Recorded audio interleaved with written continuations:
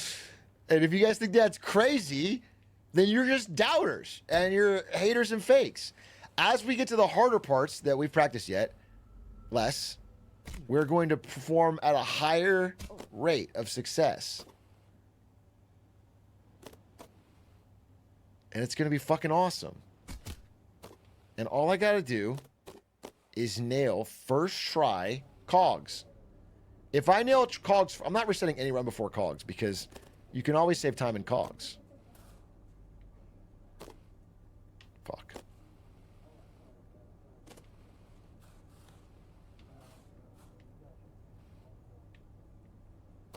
I'm not resetting. I'm just not doing it. You might think this would be our time to reset because I missed that, but it's not.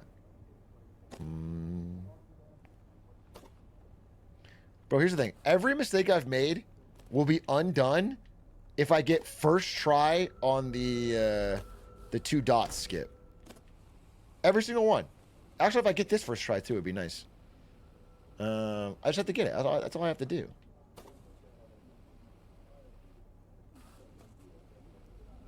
Is that so hard? I don't think so.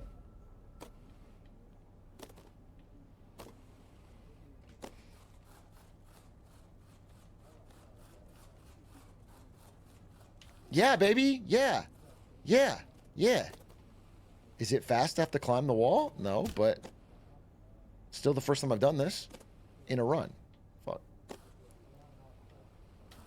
So, I brought you a viewer, Big A. Probably a bot, though. Much love. Are you rating me with one person? Thank you very much. Thank you for rating me with the one... Probably the bot that asks if you want to buy view bots. That happens in every one viewer stream. Okay. Not a reset. This is totally good. This is great. This is awesome. No. You guys are probably... You're misunderstanding. You're probably thinking it's bad that that I did this. But it's not. It's really good. It's really, really, really, really, really good. It's really good. It's actually really good because... Do you want to buy bots, Big A? Thanks. I have enough viewers and they already act like bots. So... I don't need it. But I appreciate it. What about this? Okay. And then I hit this every time, first try. How far behind are we? How far behind? How far behind am I running? We can't be that far behind. It's certainly salvageable with a really fast cogs. 1 minute? 1 minute. You guys are worried about... You're talking about practice? Talking about 1 minute on Squeexs? He's gonna choke. He's gonna choke, dude. He's gonna choke just like he tried to choke Green Suiji at the after party.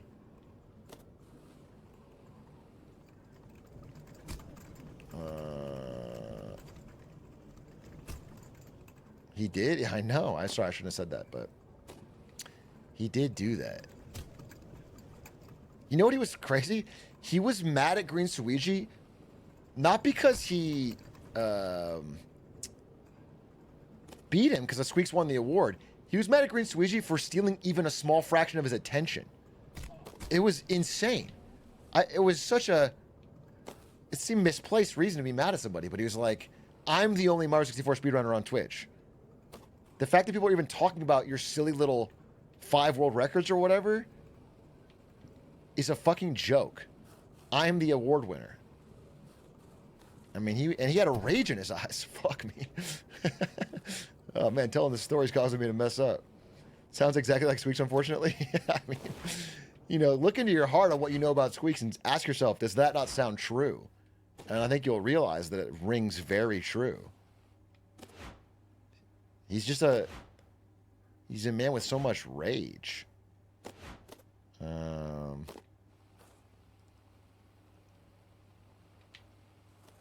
Okay. This isn't bad. This isn't bad.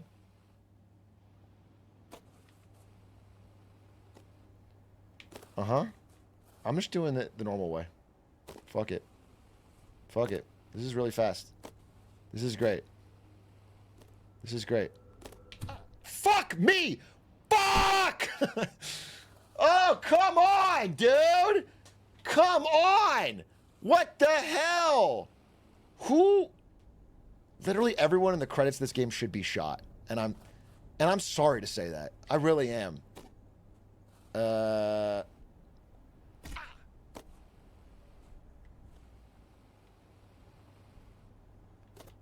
But it's a joke. It's a joke. The game is... It's designed to reward... Foolishness! Foolishness, dude! Literal foolishness! Okay. Omega Dance Lap 2. Okay, but think about this. If we flash back just, I don't know, 5 days, the fact that I'm here at 11 minutes would be pretty cool.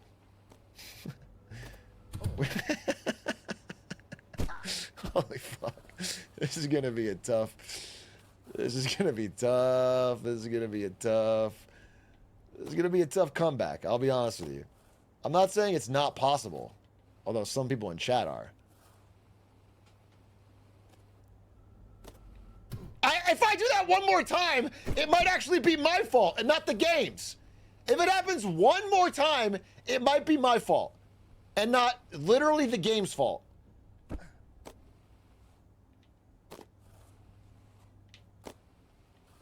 I guess we'll find out right now. I guess we'll find out right now. It was the game's fault. I knew it. I knew it. I was like worried. I was like, wait a minute. Is this my fault? Am I making a mistake in some way? No, it was the game's fault, of course.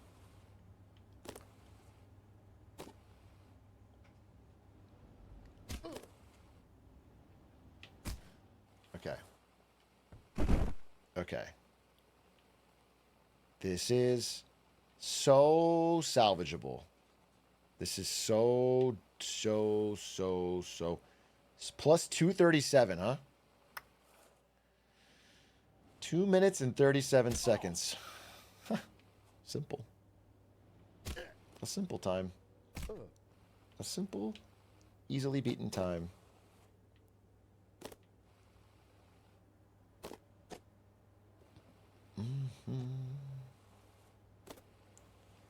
I can get to work on time. Oh, God. I envy things that I'm not. Work hard, play hard. I'm not a child. Uh-oh, grab it. Grab it! Yes. Salvageable.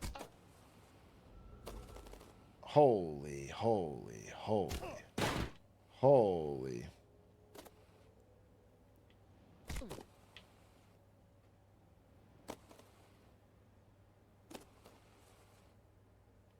Okay, I'm kind of cooking. Uh-huh. Uh-huh. I can't put down the cup. I can't put down the cup. I can't put down the cup. I can't put down the cup. Sipping on caffeine. With coffee I fell in love. I can't put down the cup. I can't... Okay, wait. Sorry, this is a great part.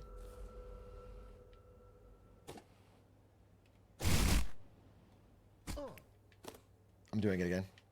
I'm doing it again. I'll get the skip. I'll get the skip. I'll get the skip. I'll get the skip. And then I'll be so far ahead of Squeexs, he's going to cry. He might call me crying. So please don't do that skip. I can't learn it the way you can.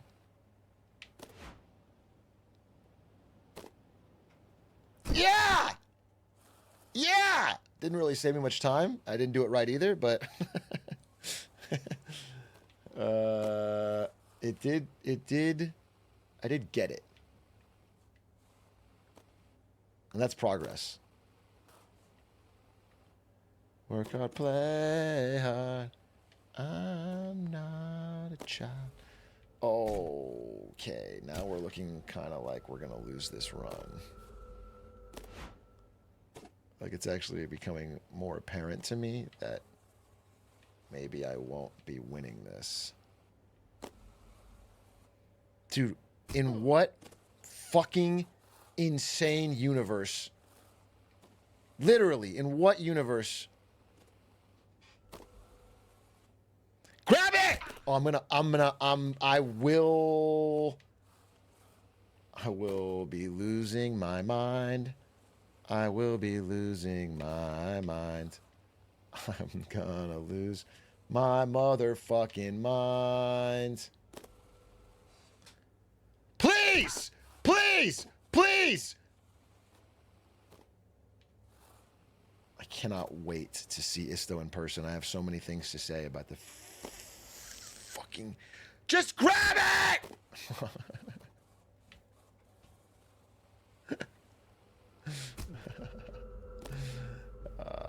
I'm in the glizz of it, dude. I'm in the glizz of it. I'm in the fucking glizz of it.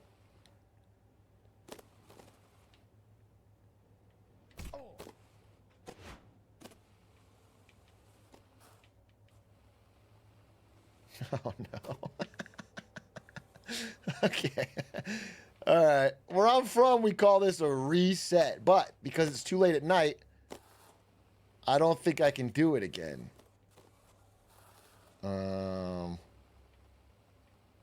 Smallant's still watching, and he said Isto lives down the street from me. Great. Great. As my coach, my performance here is tied to you, and so I think you'll agree that we need to blame Isto. This doesn't even work. This doesn't even work. What I'm doing does not work. So the only thing I can think of is trying the exact same thing 50 or 60 more fucking times. What do you guys think about that as like a strategy?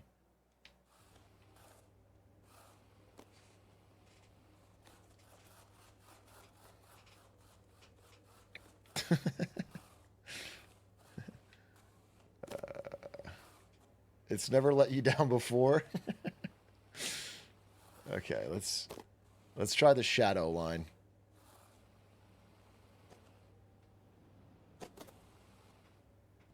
Yeah! I didn't even make it. Oh my god, this is... It's crazy that I'm still gonna win and get the world record, but like it's gonna be such a sweat. It's gonna be such a sweat. Like I'm really gonna have to lock the fuck in. Because I'm falling again.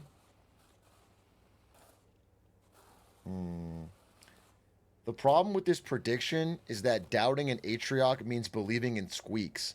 I wish I could somehow doubt on both simultaneously.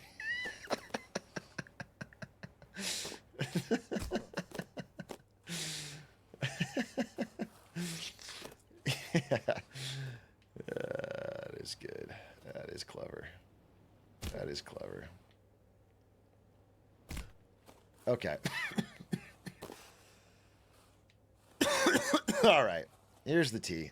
I'm not going to get this. We are well aware that this game is rigged.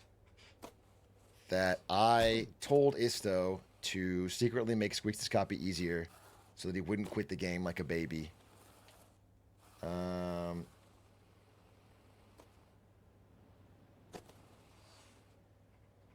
Oh, yes, I got it.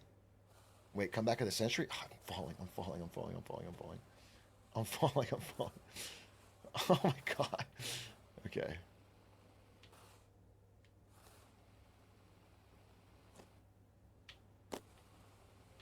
Crazy, he almost did. He actually almost did. Well, I'll reveal this. After Squeexs was stuck on the game for 12 hours, Isto almost hot patched it to change the ending jump. Because he was worried Squeexs would give up and not beat it. And we wanted to make sure Squeexs beat it. Oh. Fuck. Okay. Then I make this jump. No problem. Huh! Sipping on caffeine. With coffee I fell in love. I can't put down the cup. That's right. That's fucking right. That's fucking right. I can't put down the cup.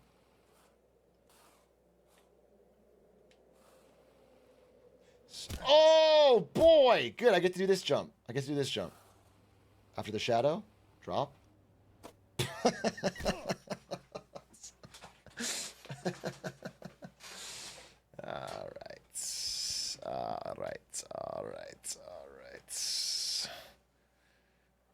we're gonna have to call it 11:27. No, no. I have to get to sleep on time, and I have a lot to do to be ready for my thing tomorrow. I kind of want to maybe finish out this run once I make another major fall. I mean, Squeexs beat it in 25 minutes, right? So technically, if I was on world record pace, I could beat his time. Like, I know, ha ha ha, he he, joke. But like, if I just made 0 mistakes from here on out and used skips that I've never done before, then technically, this is salvageable. Like, you would agree with that, like, right? I'm not. You would agree. I'm not saying I'm going to get it, but we can all agree that there is a chance. So it just feels weird to give up when there's a chance. Feels like if you do that, you're setting yourself up for failure. You know, you always got to be... I don't think I got enough speed. Oh, I just barely did. Thank the fucking Lord above. Work hard, play hard. I'm not a child. Imagine? Just imagine. Just like put it into your mind.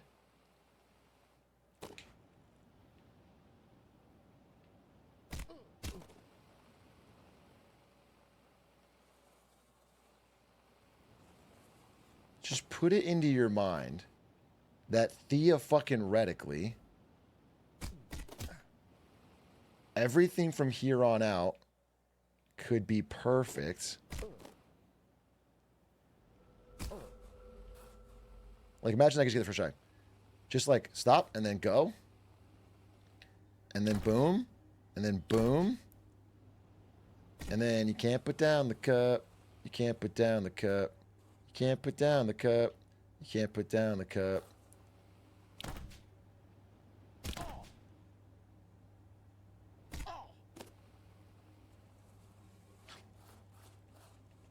No, dude! Man, that would have been so awesome! Damn, why didn't that work? Turning too much in the air? You're probably right.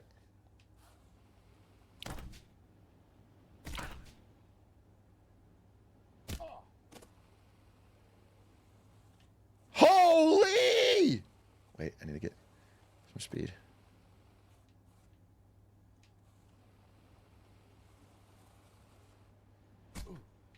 Fuck. Man, I'm not going to get it, but like, there actually is time to be saved here.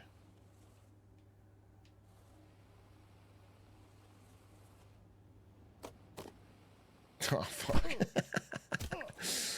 Okay, I'm not going to get it, but like, think about what could have happened if I did. Do you know what I'm saying? Think about it. Think about...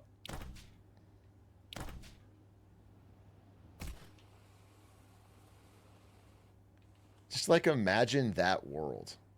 Okay. Damn. You could PB tonight. I'm gonna try and finish out this run. Get a PB. Atrioc, I think you could say there could be time saved everywhere in the run. I could be wrong though. That's your first time chat message. Your first time chat message is to harass a speedrunner as he tries to pull off death-defying skips. Insane. Oh, I turned. You just can't turn. You just can't turn. By the way, theoretically, if I were to hit one of these bounce pads wrong and it launched me into space, I could still beat Squeexs. Okay? So just don't rule that out. What? It doesn't work. It doesn't work.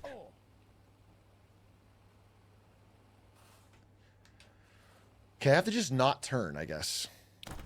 I need to turn off auto turn. But I don't want to change anything in the middle of a run that I wouldn't understand. Camera, line it up. Straight shot.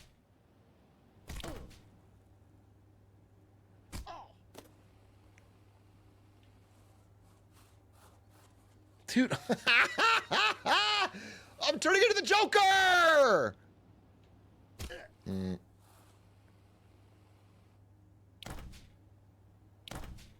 One bad skate.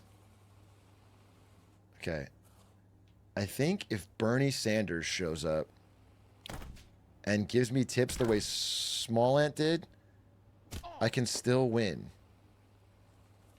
Yeah, okay. That was the Bernie difference. So we go up, we go over. I actually nailed that. Okay. So we're going to try for a sub 30. Just to get the ball rolling, you know? Just to get a PB on the day. Is it possible? I don't know. I don't know.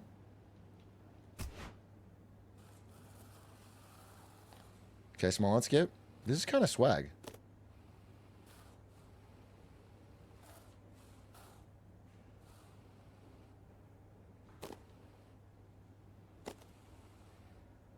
Oh.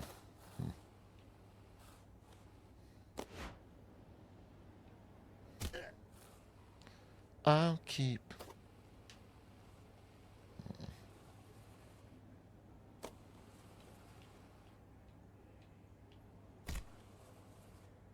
Damn, dude. I'm sick of Atrioc throwing for content. Yeah. Yeah, what is this guy doing throwing for content? There's no better content than a guy not getting the run. Yeah. He's realized that all we really want is like a run with a lot of falls and no big celebration at the end. And he just keeps farming that kind of stuff. He loves to upload those videos to YouTube where it's just a bunch of falls and unfinished runs. That fuck. No, you figured it out. He's just throwing for content. Damn it. How did I get so figured out? Wait, I forgot that I can just skip this. Oh, baby. Okay, thank you.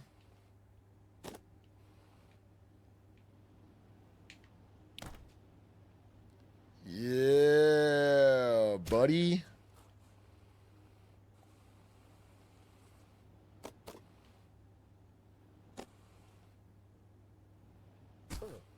Okay. Okay. Let him cook. Let him cook. Let him cook, folks. Let him cook, folks. Let him cook, folks.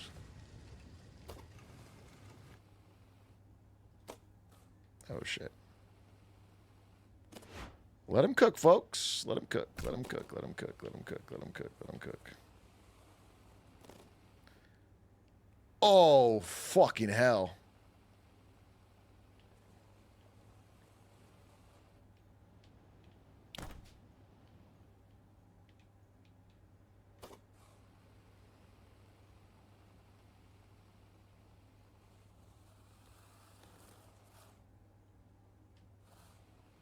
Holy, he's cooking with gas. I'm not going to get sub 30. Oh, unfortunate. But it is like a good run. I don't think I can even beat my time, actually. All those falls. Man, I did this last room pretty well. If I didn't fall in the easy parts, well, I haven't done it yet. Let's finish it out. Let's finish it out.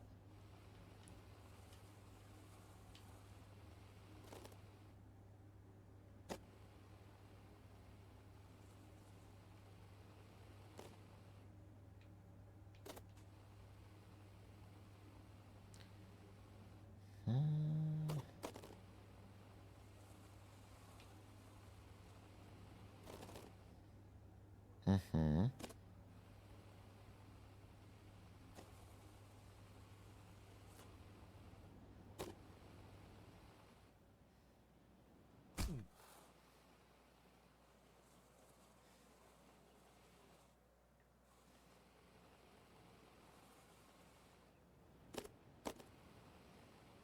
Holy! New PB! Okay, okay. Dude, I actually did the ending so well. I did the whole last room so well. fuck. No, I'm not death skipping. Oh man, that was wait. What was my split in the last run? Like, I think that was green. If you just count the last. How do I check? Let's see. Do the math. So,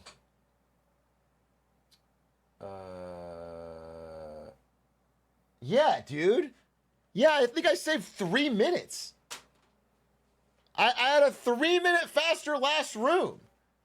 From middle management to CEO, I was faster. Oh, fuck. I just have to not fuck up the beginning.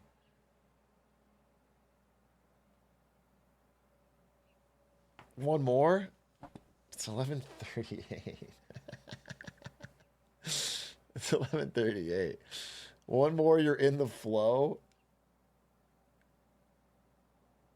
What does Squeexs say? User Squeexs. Squeexs said, "Don't worry, this part is hard."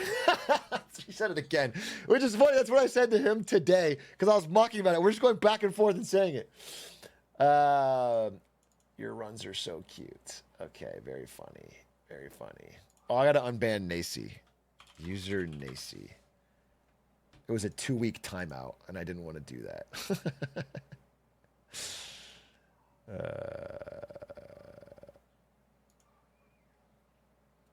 I typed in an amount of time for a day, and then I realized that was wrong. If you want to do the top grab skip, you need to cap at 60 FPS. I think it's 45. Okay, here's the deal. That was an incredible ending to the run. No doubt about it. No doubt about it. Which makes me think I can absolutely get this. But I have to not fuck up all the beginning. And my worry is I'll fuck up the beginning. All right, I'll finally get the beginning right, and then I'll fuck up the end. And then it'll be midnight, and I still won't have a good run. And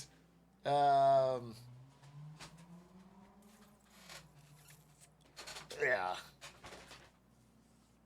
Okay, here's the deal. Here's what I'll do.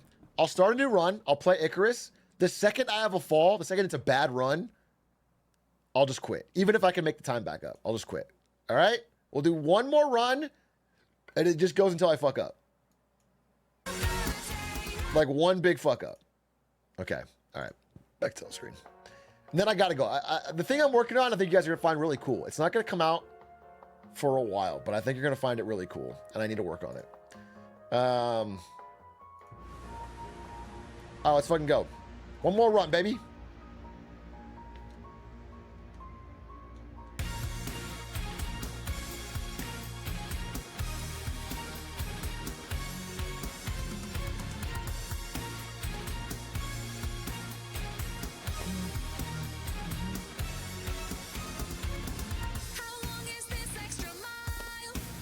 Midnight oil, burning all the light.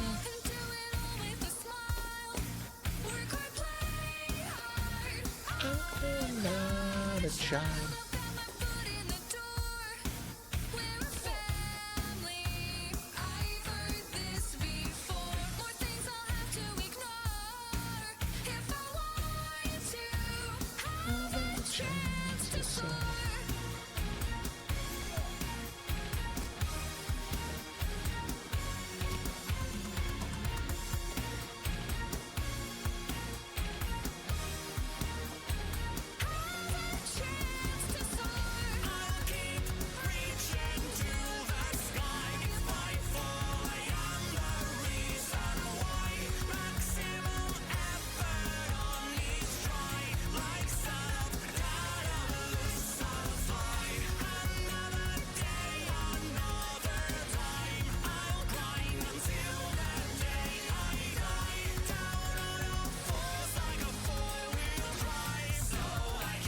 Get to work on time.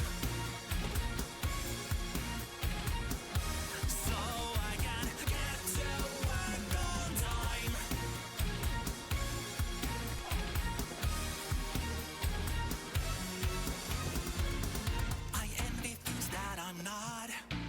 I will get there. Just give one more shot.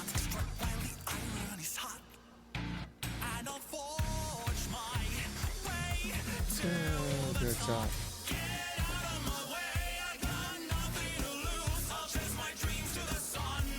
You're blowing the fuse.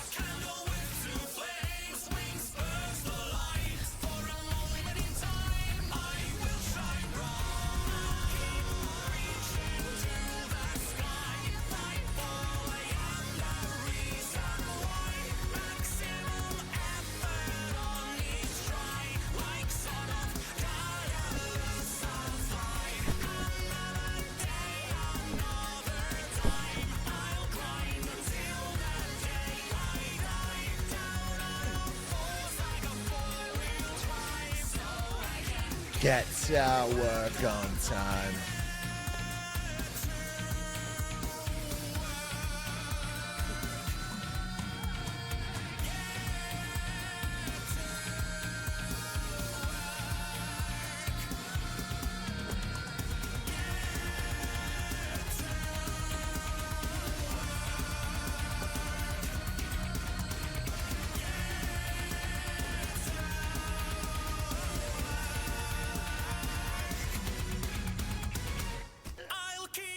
Reaching to the sky.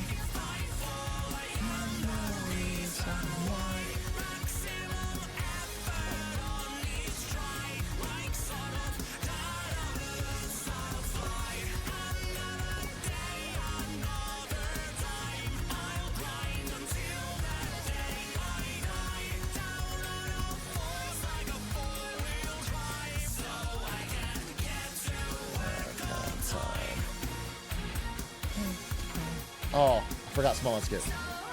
Whatever. Whatever.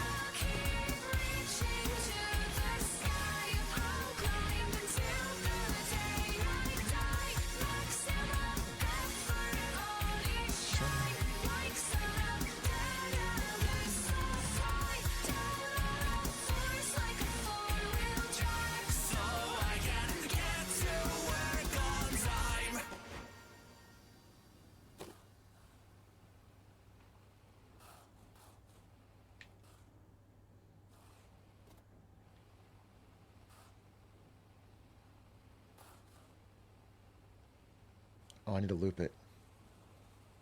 Fuck.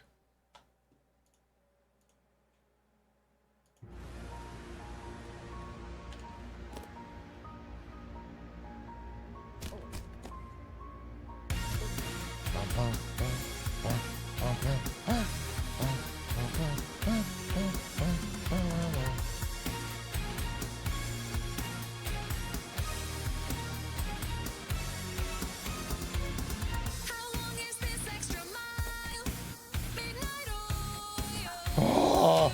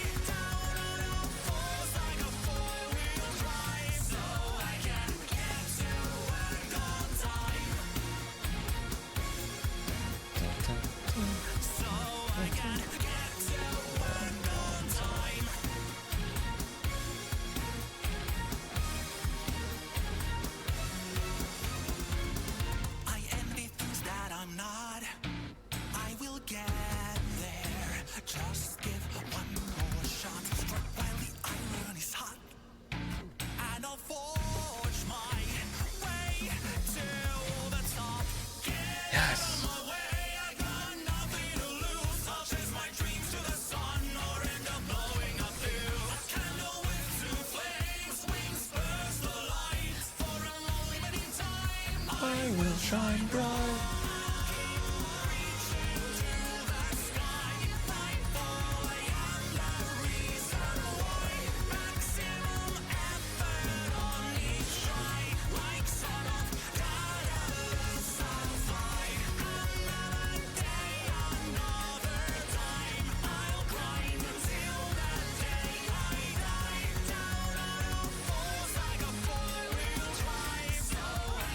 Get to work on time.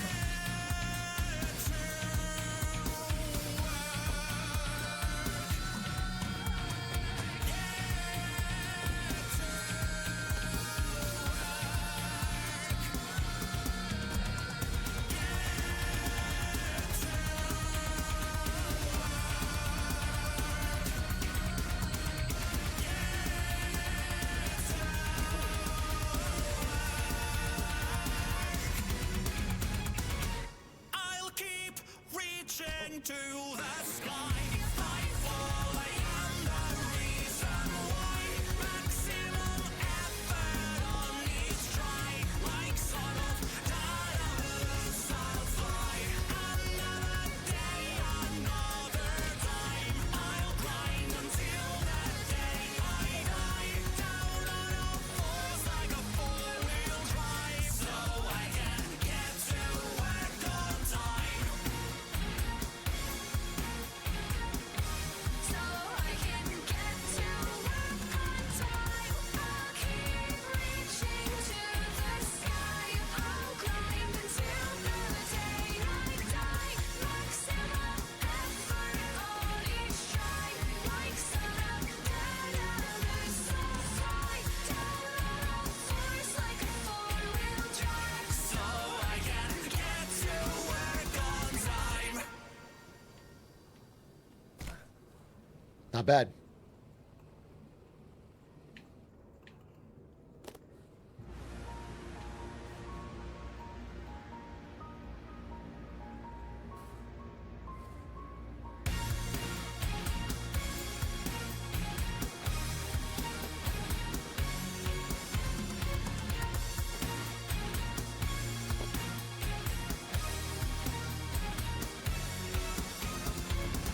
How long is this extra mile?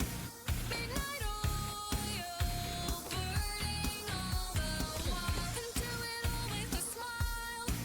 Work hard, play hard. I'm not a child. I've got my foot in the door. We're a family. I've heard this before. More things I'll have to ignore if I want to have a chance to soar.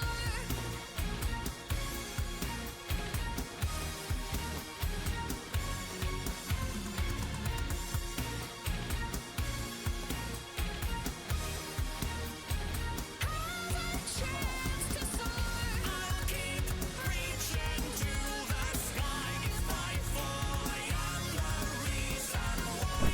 Maximum effort on each try. Like sun up, Daedalus, I'll fly. Another day, another time. I'll grind until the day I die. Down on all fours like a four-wheel drive. So I can Get to work on time. So I can Get to work on time.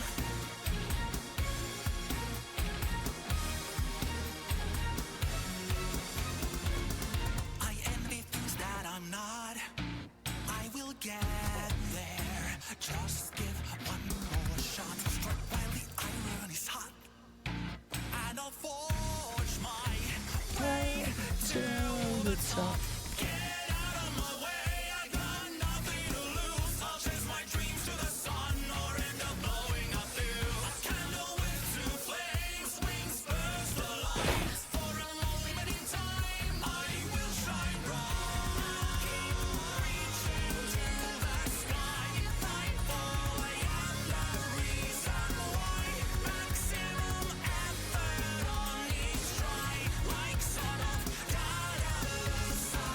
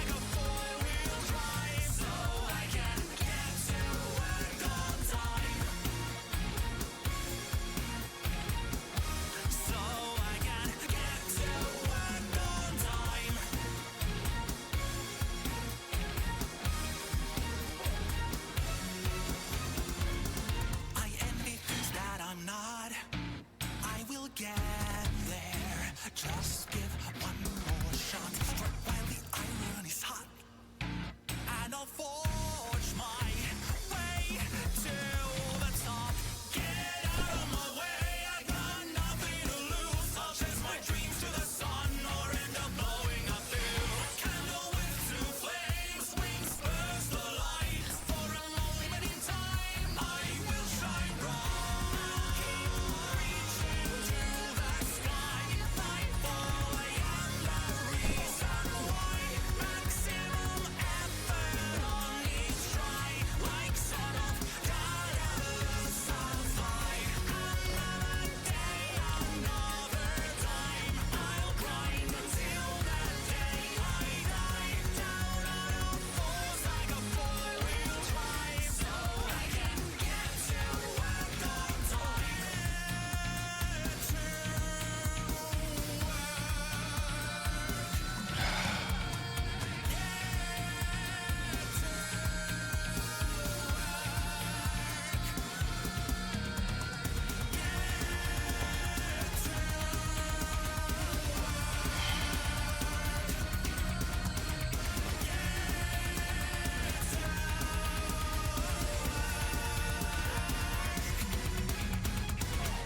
I'll keep reaching to the sky.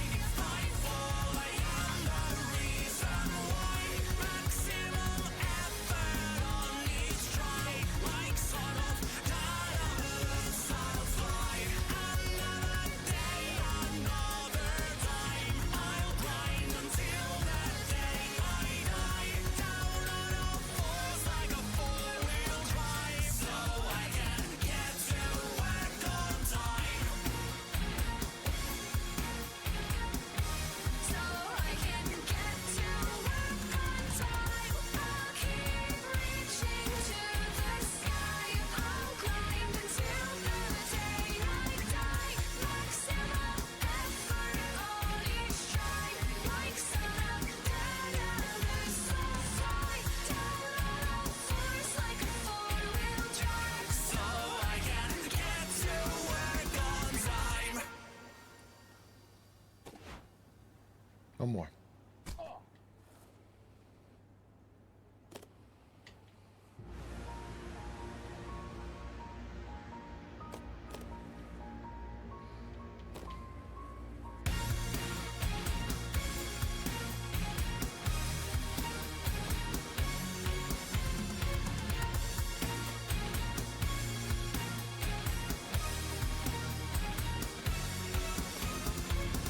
How long is this extra mile?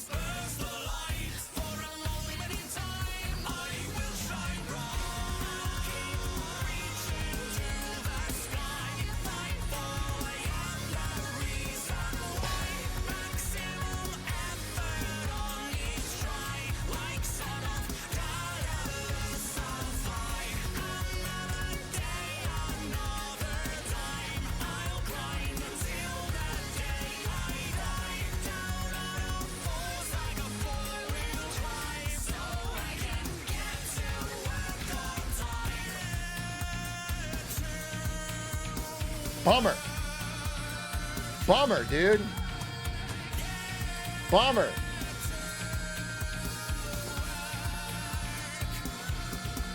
Kind of an insane run until then. Fuck.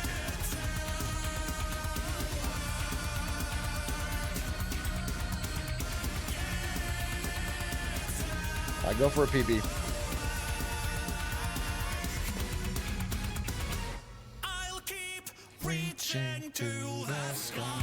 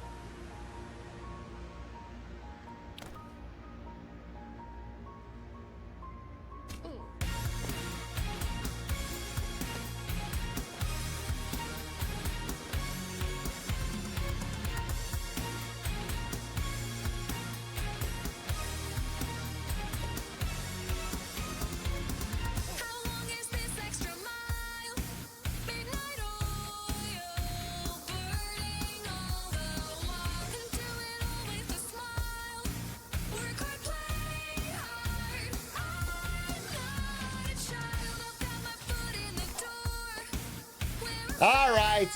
All right. All right. Unfortunate. Try to get sub 30. Try to get sub 30. Try to get sub 30. Try to get sub 30.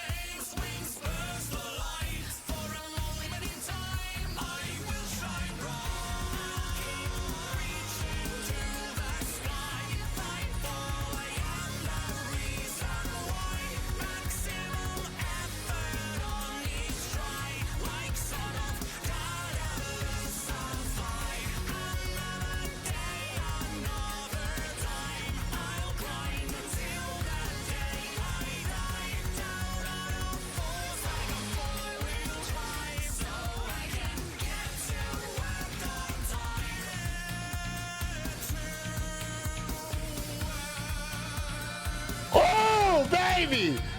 Oh, baby! Ah! Death skip! Death skip!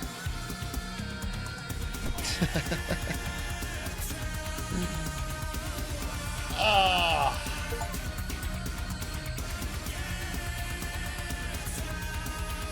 Where's my control? Where's my cursor? Oh, baby! My first sub 30. My first sub 30. Fuck, dude. Just that, literally that one where I hit the bounce pad and I didn't land on the thing. It would have been like, I'm not, dude, how many minutes was I ahead? I was so many minutes ahead. Oh. Fuck, dude. I could totally do that. I could totally do that. At one point, it's around sub 20. I know I was cooking. Dude, I was actually cooking. I was actually cooking. Like, I've done all these tricks now. I could do it. I could literally get sub 20. Fuck! Fuck, fuck, fuck! The VP fall hurts so much. Dude, I had 2 big falls. Oh, I could do it. Damn. That'd have been an awesome run to end the night on where I just lock the fuck in and get a fucking... Fuck. All right, now, I'm streaming tomorrow. I can do it tomorrow. We'll do another run tomorrow. I'd love to keep playing while I'm hot. I'm going to regret it if I play another one. I swear to God, I'm going to regret it. Guys, I appreciate it. I appreciate you watching. I'll regret it. This is too important, what I got to do. Tomorrow I'll be live. What am I doing tomorrow? What am I doing tomorrow? What am I doing tomorrow? What am I doing tomorrow? I have to do that thing. Tomorrow we're probably going to try... No, I think tomorrow...